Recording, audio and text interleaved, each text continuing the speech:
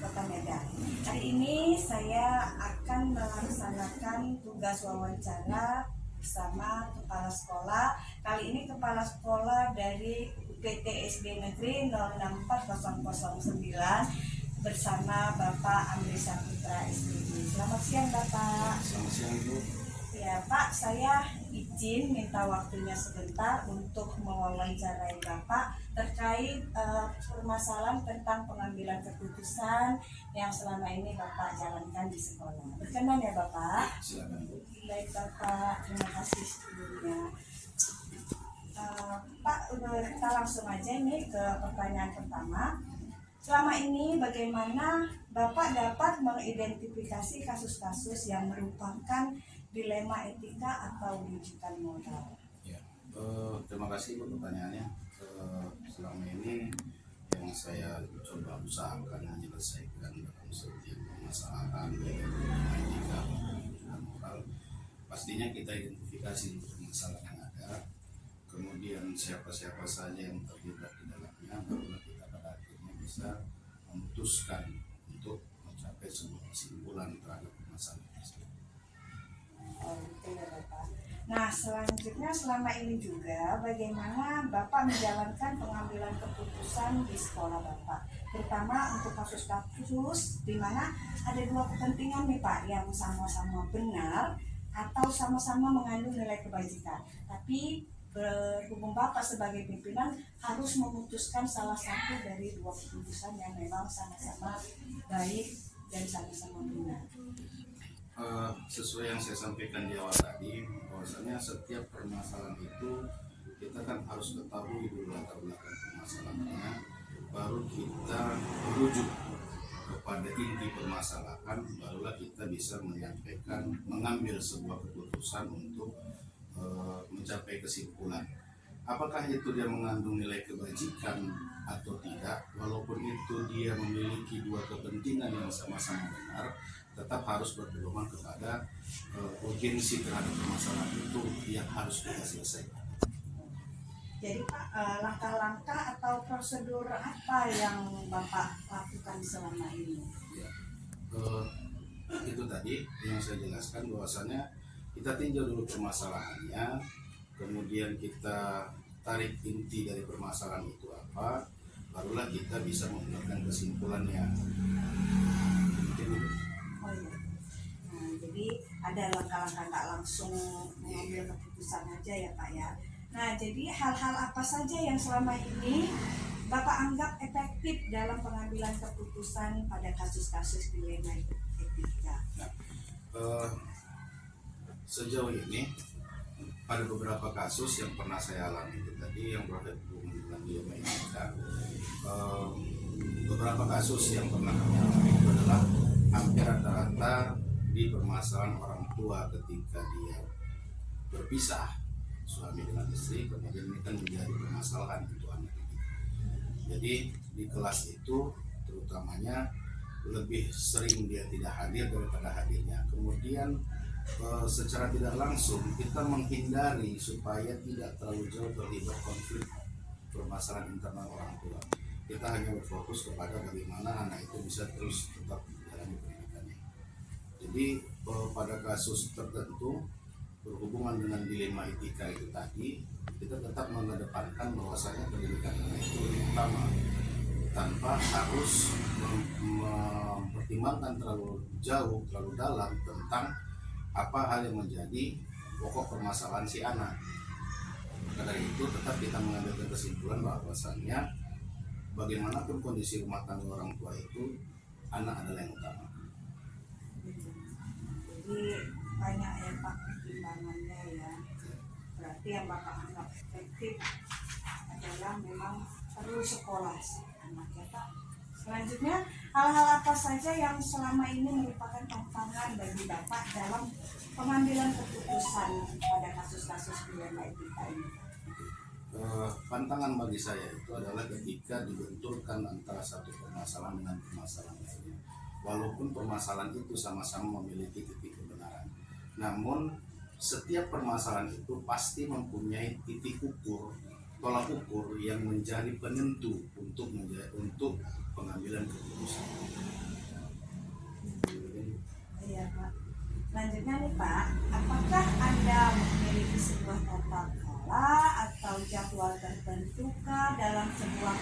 penyelesaian kasus dilema etika. Misalnya saat Anda dihadapkan pada kasus dilema etika, Anda menyelesaikannya langsung di tempat, ataukah Anda memiliki sebuah jadwal terlebih dahulu atau bentuk atau prosedur yang nantinya akan Bapak lakukan sebelum mengambil keputusan? Ya, secara pribadi saya tetap meninjau dulu permasalahannya apa, kemudian kita merumuskan dulu, lalu kita menyimpulkan. Jadi tetap saya seperti manusia pada umumnya mengidentifikasi permasalahan terlebih dahulu, lalu kita bisa mengambil langkah-langkah untuk menyelesaikan permasalahan tersebut. Masih ada lagi nih Pak pertanyaannya. Nah, adakah seseorang atau faktor-faktor yang selama ini mempermudah atau membantu Bapak dalam setiap mengambil keputusan pada kasus-kasus dilema etika di sekolah Bapak? Ya, pastinya Ibu, untuk hal-hal yang seperti itu kita kan juga butuh informasi dari lingkungan sekitar, baik itu guru, kemudian sesama orang tua murid, yang bisa kita ambilkan kesimpulan sebagai bahan informasi untuk kita mengambil kesimpulan bahwasannya permasalahan itu letaknya di mana dan bagaimana cara menyelesaikan. Oh, begitu ya Pak. Nah Pak, ini sebagai pertanyaan terakhir untuk hari ini, Ya, Ibu. dari semua yang telah Bapak sampaikan, pembelajaran apa yang didapat Bapak petik dari pengalaman Anda mengambil keputusan dilema etika ini?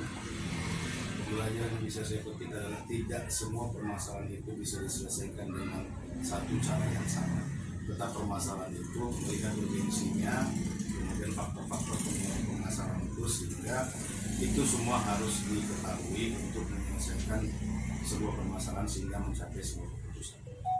Oke Bapak, itu tadi pertanyaan-pertanyaan dari saya, dan terima kasih ya Bapak atas waktunya yang telah diberikan dan atas atensi Bapak pada saya dan mengizinkan saya untuk mengganggu waktunya. Sama-sama Ibu.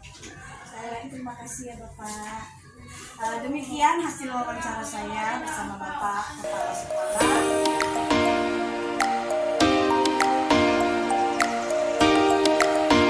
Assalamualaikum warahmatullahi wabarakatuh. Saya Herna Andriani, CGP Angkatan 9. Kali ini akan coba mewawancarai Bapak Kepala Sekolah dari UPT SD Negeri 068292 ya, dengan Bapak Asep Sugeng SPD SD. Selamat siang Bapak. Siang. Apa kabarnya hari ini Bapak? Alhamdulillah sehat. Iya. Bagaimana dengan kabar Ibu Herna? Oh ya, alhamdulillah saya sehat juga Pak.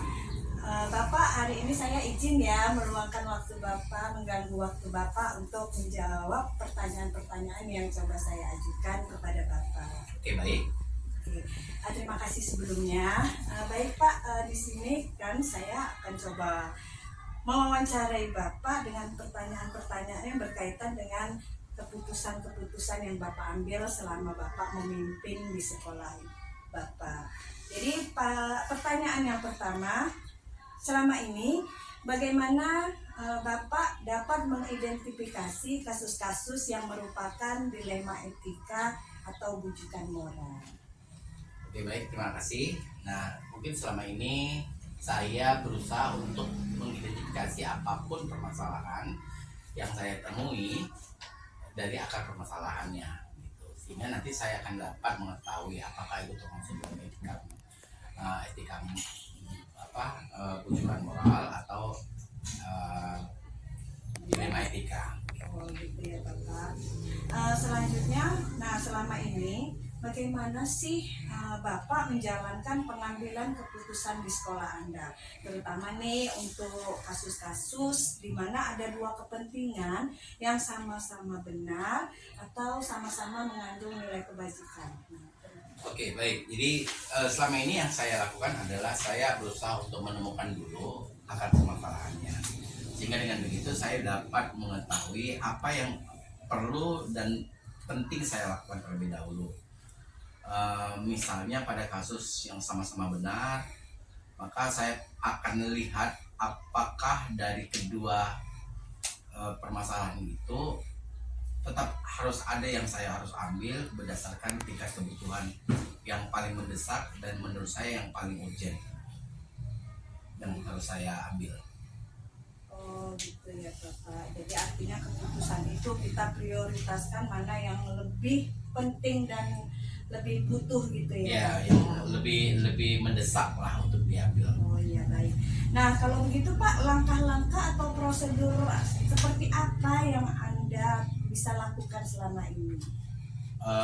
Langkah-langkahnya biasanya saya akan coba untuk menggali informasi ya, mengidentifikasi masalah dulu. Jadi mengidentifikasi masalah itu dengan cara menggali informasi dari latar belakang permasalahan tersebut. Baru kemudian siapa-siapa saja pihak yang terlibat, kemudian saya akan berusaha untuk mencari solusi dari orang-orang yang berada pada lingkar itu, sehingga keputusan nanti yang saya akan ambil ini tidak tentunya akan membawa kebaikan untuk semuanya, walaupun belum tentu yang kita dapatkan itu kadang-kadang memuaskan semua pihak, tetapi paling tidak dengan menjalankan fase-fase yang tadi itu kita bisa melihat permasalahan dari akar permasalahannya, sehingga pengambilan keputusan menjadi lebih efektif dan terarah. Oh gitu ya, langkah-langkah yang cukup baik ya Pak. Selanjutnya hal-hal apa saja yang selama ini Anda anggap efektif dalam pengambilan keputusan pada kasus-kasus dilema etika? Ya, langkah-langkah yang paling efektif adalah Hal-halnya gitu yang biasanya efektif. yang efektif itu misalnya melihat lebih dulu apa yang menjadi kebutuhan dari kedua kasus. Ya, karena etika itu kan berarti tentang bagaimana kita mengambil sesuatu yang sama-sama baik gitu misalnya. Tetapi dari yang sama-sama baik tentu ada yang terbaik. Baik belum tentu benar dan benar belum tentu baik. Ya benar itu ya. Baik belum tentu benar, artinya semua memang perlu sama-sama baik, tapi tetap harus dipilih salah satu ya Benar Bapak sekali. ya. Oh, baik, selanjutnya, nah hal-hal apa saja yang selama ini merupakan tantangan bagi Anda dalam pengambilan keputusan pada kasus dilema etika ini Pak? Tantangannya itu ketika kita dihadapkan pada sesuatu permasalahan yang sama-sama benar tadi, dan semua mempunyai nilai yang sama-sama baiknya gitu. Jadi tantangannya itu tentu berkaitan dengan naluri ya, kepentingan seseorang terhadap permasalahan itu. Tentunya ini akan sangat berat bagi kita untuk mengambil mana yang harus kita ambil, karena kalau sudah berkaitan dengan individu tentunya ini akan sangat memberikan energi yang cukup ya, cukup pelik untuk diambil gitu. Ya Pak ya, karena kita langsung berhadapan sama manusia gitu Iya, ya, betul. dan berhubungan dengan etika juga. Jadi memang segala keputusan memang harus dipikirkan gitu. Betul.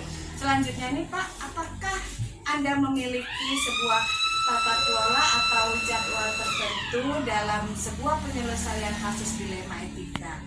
Misalnya kan, apakah dalam menyelesaikan masalah itu Bapak langsung memutuskan di saat itu juga, atau langsung memutuskan di tempat, menyelesaikan di tempat, atau memiliki jadwal dulu untuk melakukan keputusan itu? Ya tentunya biasanya untuk mengambil keputusan terbaik kita perlu waktu ya. Memang ada kalanya keputusan itu harus diambil segera, tetapi dalam segera ini kan tentu ada rentang waktu di mana kita harus berpikir tentang sesuatu mana yang harus kita kerjakan.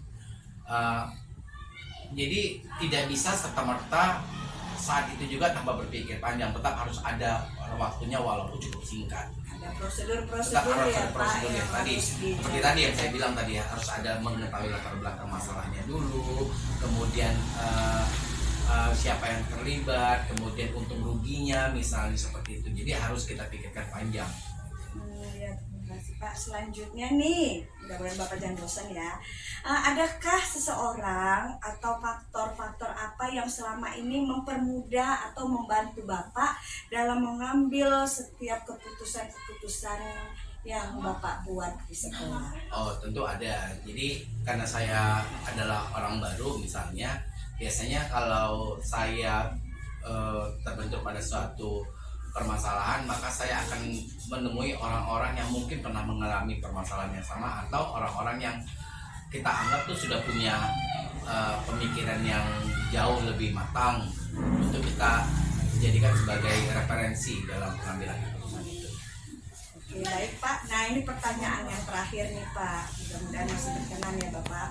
Dari semua hal yang telah disampaikan, pembelajaran apa yang dapat Anda petik dari pengalaman Anda mengambil keputusan dilema itu gimana? Oke, untuk pembelajaran yang paling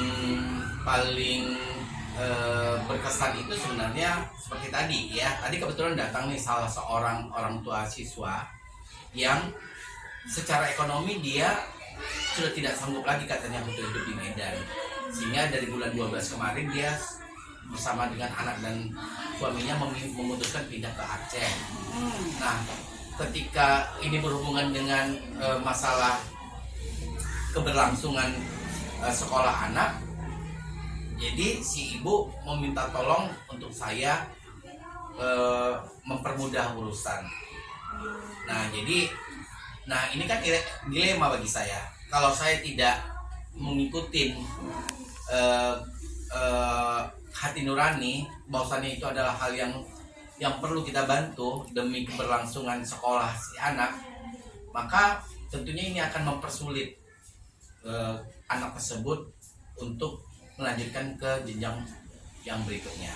Jadi dilema etika itu tentu hal yang sangat sulit ya, terutama bagi pengambil keputusan untuk menentukan tentang hidup mati atau maju mundurnya kehidupan seseorang, karena ini berkaitan dengan masalah moral kita juga. Oke Bapak, baik Pak. Saya senang sekali dapat mewawancarai Bapak hari ini, dan memang dilema etika itu masih terus menjadi dilema di sekolah ya Pak. Saat pimpinan harus memutuskan, tentu ada banyak yang dipikirkan, tidak semata-mata keputusan itu diambil secara sepihak, dan tentunya tetap dikondisikan dan dikoordinasikan dengan pihak-pihak terkait ya Bapak. Baik Pak, terima kasih untuk waktunya hari ini. Sama-sama Ibu Herna. Dan semoga kita bisa berjumpa di lain waktu dengan pertemuan yang berbeda ya Pak ya. Sama-sama Ibu Herna. Demikian hasil wawancara saya hari ini bersama Bapak Kepala Sekolah SD Negeri 0682922 bersama Bapak Asep Sugar. Salam guru penggerak.